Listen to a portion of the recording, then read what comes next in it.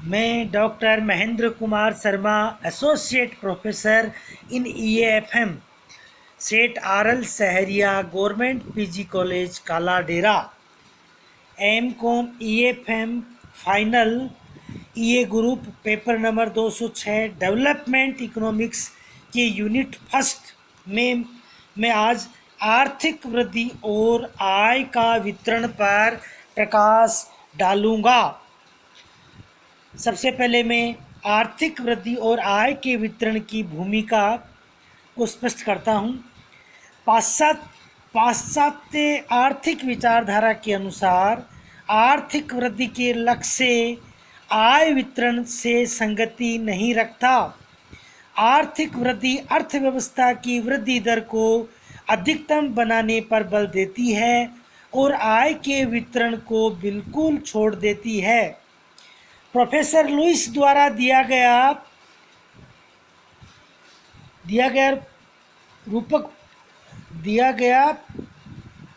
प्रयोग किया जाए तो ऐसा है, जैसे आर्थिक विकास के घोड़े की सवारी करना और आर्थिक समानता के विकास के घोड़े को उसके अपने हाल पर छोड़ देना।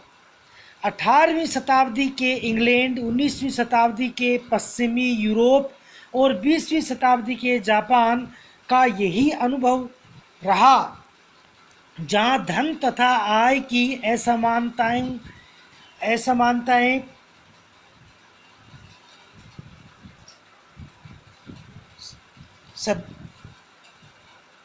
असमानताओं में संचयी वर्गों की बचतें बढ़ी, जिन्होंने उन वस्तुओं को उत्पादक निवेशों के लिए प्रयोग किया। प्रतिष्ठित अर्थशास्त्री भी आय असमानता के पक्ष में थे।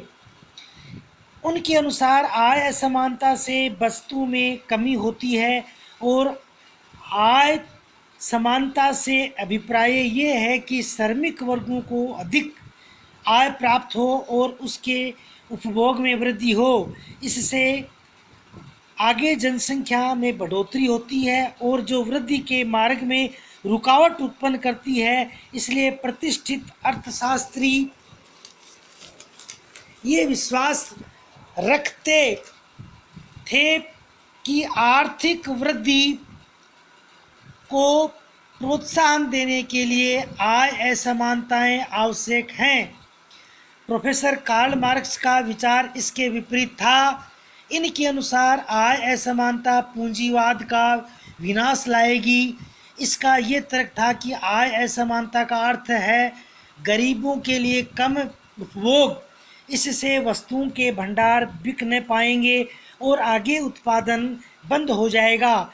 इस प्रकार संचयी अति उत्पादन और अल्प उपभोग होगा तथा पूंजीवादी अर्थव्यवस्था गतिहीनता की ओर अग्रसर होगी।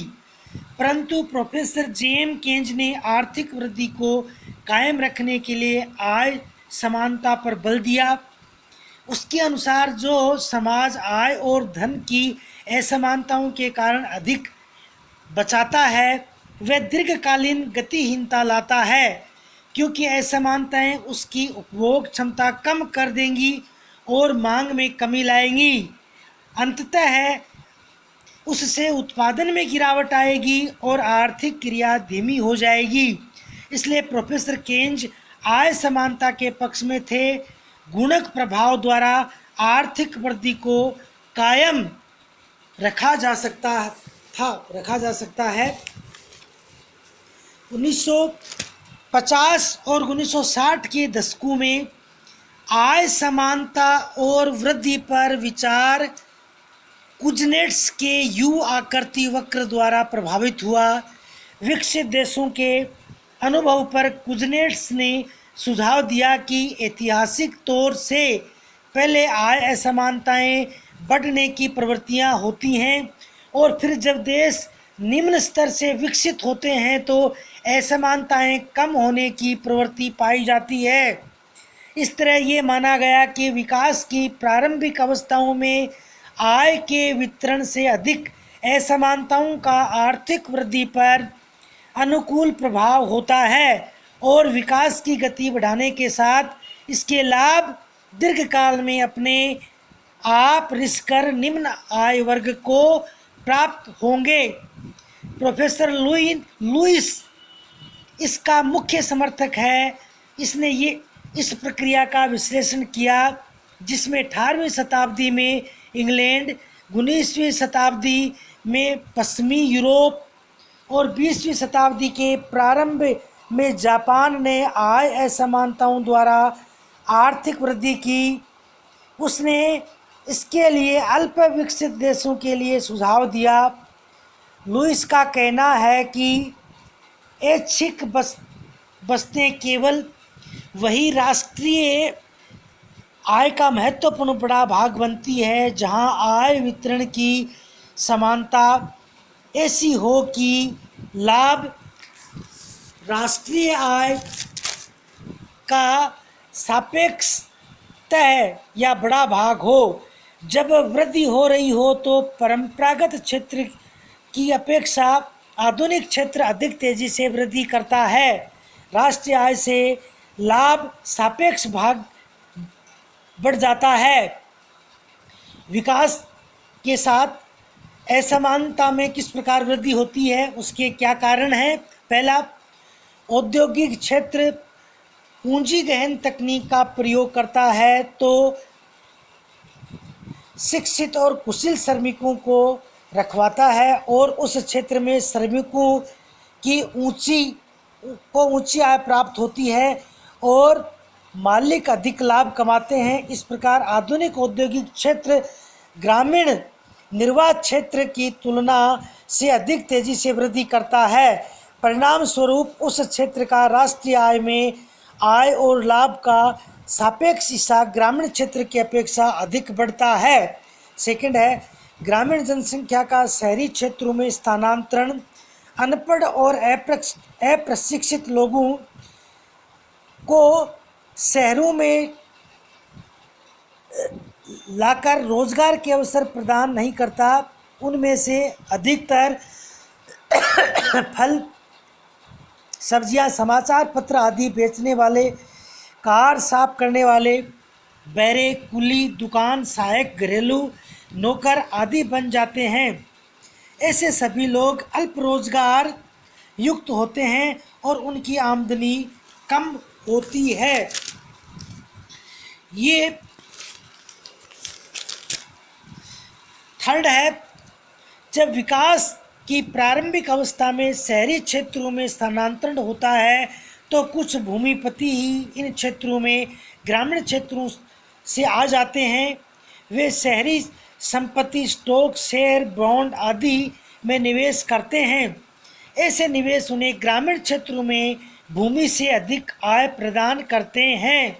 फोर्थ है, शहरी क्षेत्रों में प्रौद्योगिकी उन्नति और वित्तीय सुविधाओं में बढ़ोतरी होने से उद्यमियों की एक नई श्रेणी उभरती है जो व्यवसाय, व्यापार और विनिर्माण में विविधीकरण करती है। परिणाम स्वरूप उनमें कार्यरत व्यक्तियों की आमदनी और लाभ बढ़ते हैं। पांचवा है, दूसरी ओर सरकार की ओर से विकास के लिए वित्तीय संसाधनों के आवंटनों का झुकाव शहरी क्षेत्रों की ओर होता है जिसमें ग्रामीण अर्थव्यवस्था पिछड़ी हुई रह जाती है, जिसमें छिपी हुई बेरोजगारी और प्रति व्यक्ति कम आय पाई जाती है। लास्ट है 6, फिर भी ऐसी सरकारें वित्तीय तौर पर कमज़ोर होती हैं और वे निःशुल्क शिक्षा, स्वास्थ्य सुविधाओं आदि सामाजिक सुरक्षा उपायों पर वे करने में असमर्थ होती हैं। ऐसे उपाय गरीबों को कम करके प्रति व्यक्ति आय बढ़ती है तो सरकारें बचत, निवेश और पूंजी निर्माण बढ़ाते हैं। आय व लाभ पर कमी नहीं लग आय व लाभ पर